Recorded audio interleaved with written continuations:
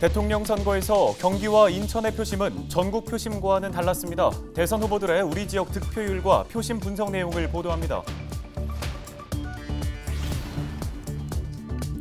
대통령 선거가 끝난 뒤에 중요하게 챙겨봐야 할 것은 당선인이 내세웠던 지역별 공약들입니다.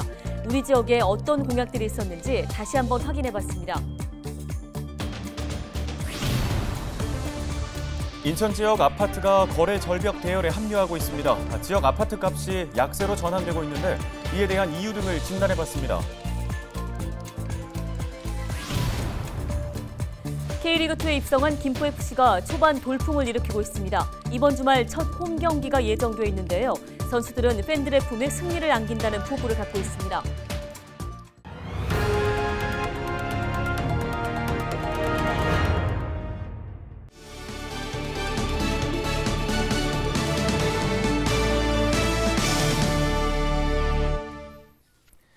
여러분 안녕하십니까? 헬로티비 뉴스입니다.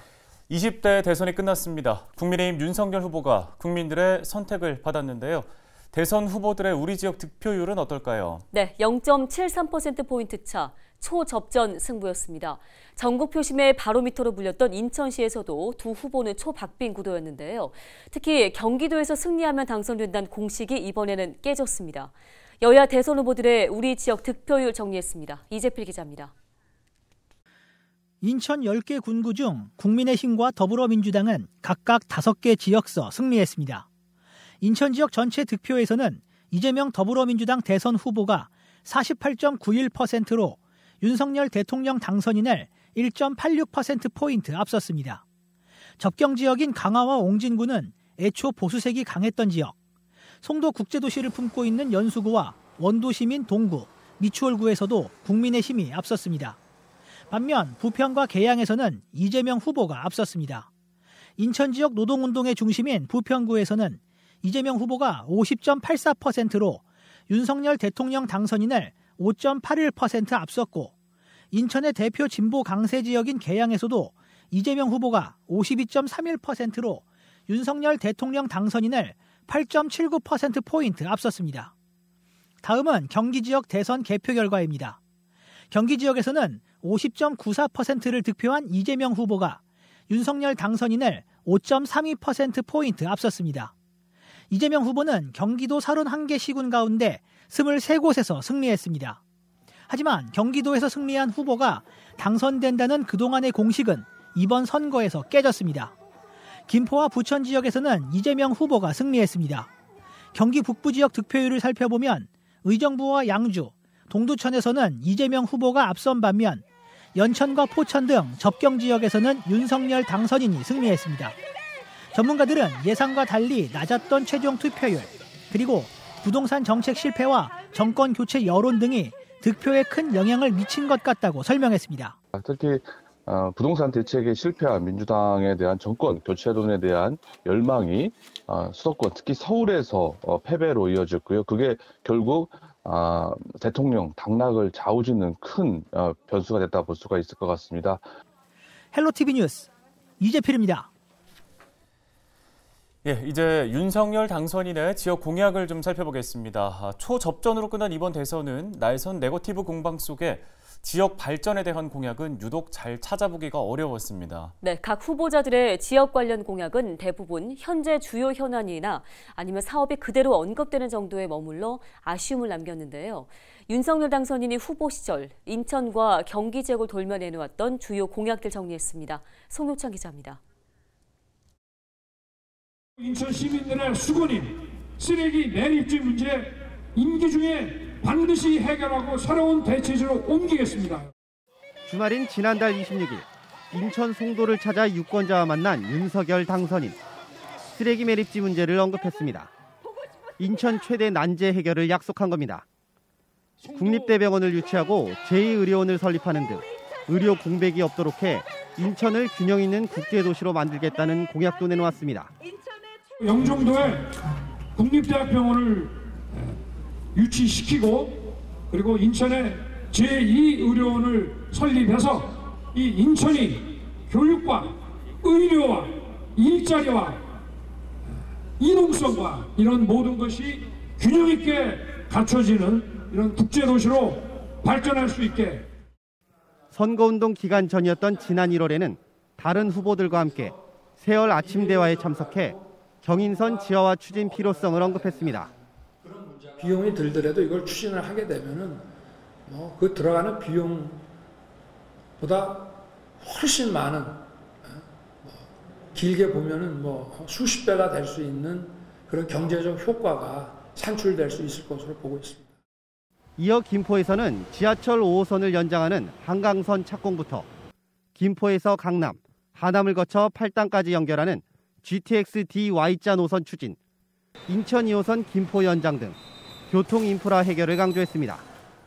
부천에서는 수도권 제1순환고속도로 지하도 건설을 비롯해 중동 등 1기 신도시 재건축과 리모델링을 위한 특별법 등 도시 문제를 해결할 발판을 마련하겠다고 약속했습니다.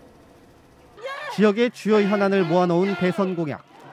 앞으로 5년 수도권 유권자들의 크나큰 바람을 해결해야 하는 과제를 안고 있습니다. 헬로티비 뉴스 송유창입니다.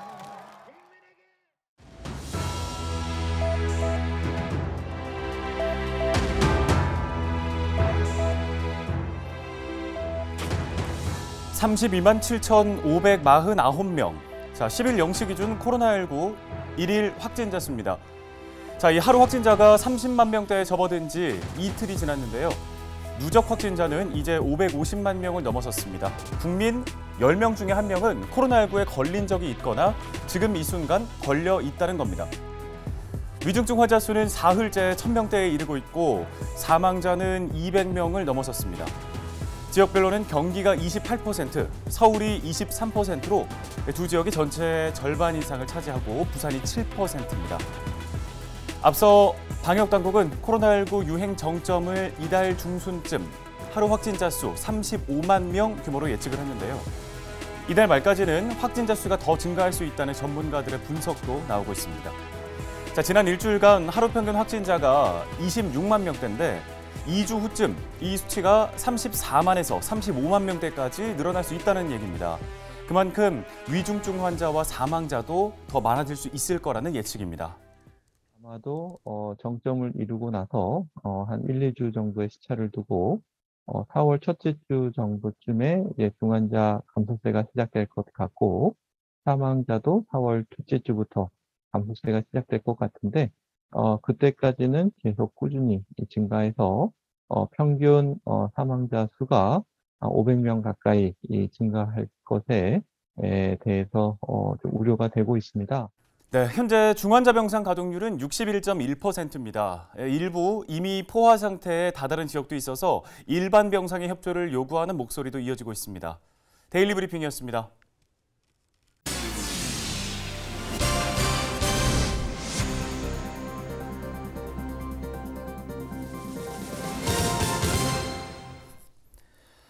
올해 처음 K리그2에 입성한 김포FC. 막내 구단이지만 그야말로 초반 돌풍을 일으키며 많은 주목을 받았는데요. 네, 이번 주말 첫 홈 경기에서도 지역 팬들의 기대치를 채우겠다는 각오입니다. 이세진 기자입니다.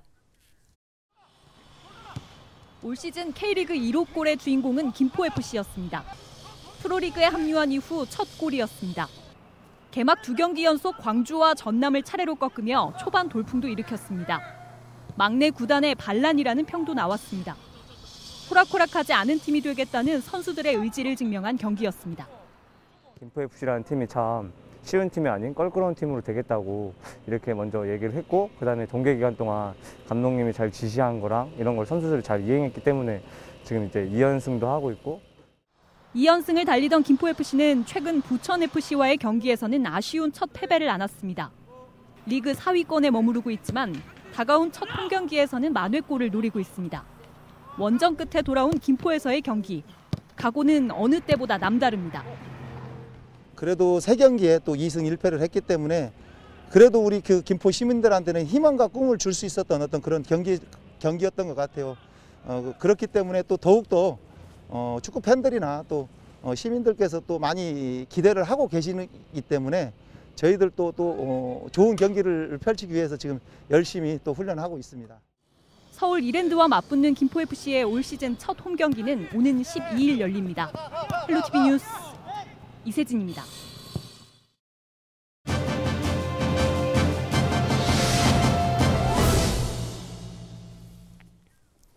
다음 소식입니다. 인천 지역의 아파트값이 약세로 전환되며 전국적 거래 절벽 대열에 합류하고 있습니다. 네, 이 시간에는 경인여대 교수이신 서진영 대한부동산학회장 전화 연결해서 이와 관련된 이야기 나눠보겠습니다. 교수님 안녕하십니까?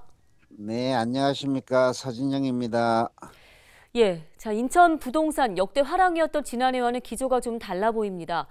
전국적으로 거래 절벽이 심화되고 있는데요. 인천도 이 분위기에 합류하고 있다고 봐야 될까요? 네.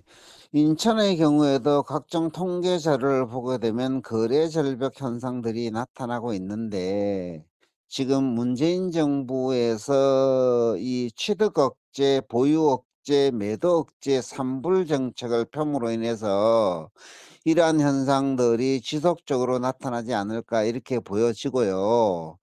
보유 억제라는 정책들은 재산세를 상당히 강화함으로 인해서 다주택자들은 취득세의 중과 이런 원인으로 인해서 취득을 하지 못하게 되고 그리고 이 다주택자들이 재고주택을 시장에 내놓아야 되는데 양도소득세 중과라는 조치 때문에 매도하지 못하고 이런 현상들이 종합적으로 이 반영이 되어서 시장에서 거래 절벽 현상들이 나타나게 되고 이게 지역적으로 인천까지 확대되고 있는 이런 현상이 나타나고 있다. 이렇게 분석이 되고 있습니다. 네, 인천 지역 청약 시장도 좀 주춤하고 있다는 소식입니다. 미계약도 속출하고 있다고 하죠. 인천 지역 같은 경우에는 수도권 지역에서 주택 보급률이 가장 높고 그러다 보니까 이제 수요의 한계가 있을 수밖에 없고 이 신규 아파트 청약 시장의 경우에는 이 분양 가격과 시장 가격과의 차이 때문에 로또 청약의 열풍이 이어졌지만 지금은 분양을 받더라도 미래의 부동산 시장 가격이 계속 상승한다는 확신이 없기 때문에 수요자들이 청약을 망설이는 경우가 있고 지금은 9억 이상의 경우에는 대출 규제로 인해서 분양 대금을 마련하는데 상당히 어려움이 있기 때문에 이러한 대출 규제의 영향도 받아서 청약 시장들이 조금 그 열기들이 조금 식어가고 있다. 이렇게 분석을 하면 됩니다. 네, 이제 선거철도 지나고 봄 이사철이 다가왔습니다. 자, 실수요자들을 위한 전략이 있다면 한 말씀 부탁드립니다. 물론 이제 부동산 시장에 이렇게 이제 안정 기조를 유지하고 거래 절벽 현상들이 나타나고 있지만 실수요자들의 경우에는 이 시기가 어떻게 보게 되면 매수의 기회일 수도 있다 이렇게 보여지고 그래서 실수요자들은 이제는 내 집 마련 전략들을 가격 상승의 어떤 기회로 잡기보다는 이 소유 중심의 그래서 이제 투자 중심보다는 소유 개념으로 가져가서 본인의 자금 사정 계획과 직주 건접의 주거를 마련함으로 인해서 삶의 질을 개선시키겠다는 측면에서 접근하고 그리고 빠르면 빠를수록 내 집 마련이 사실 내 집 마련 전략이 더 좋다라고 분석을 할 수가 있어요. 그래서 실수요자들은 이런 이 부동산 가격의 상승에 기대기보다는 본인에게 필요한 본인의 계획에 따라서 가능하면 빨리 내 집 마련 전략을 수립하는 것도 상당히 도움이 된다. 이렇게 보시면 됩니다. 네, 알겠습니다. 오늘 도움 말씀은 여기까지 듣겠습니다. 대한부동산학회 서진영 학회장과 이야기 나눠봤습니다. 오늘 저희 헬로티비 뉴스가 준비한 소식은 여기까지입니다. 네, 시청해주신 여러분 고맙습니다.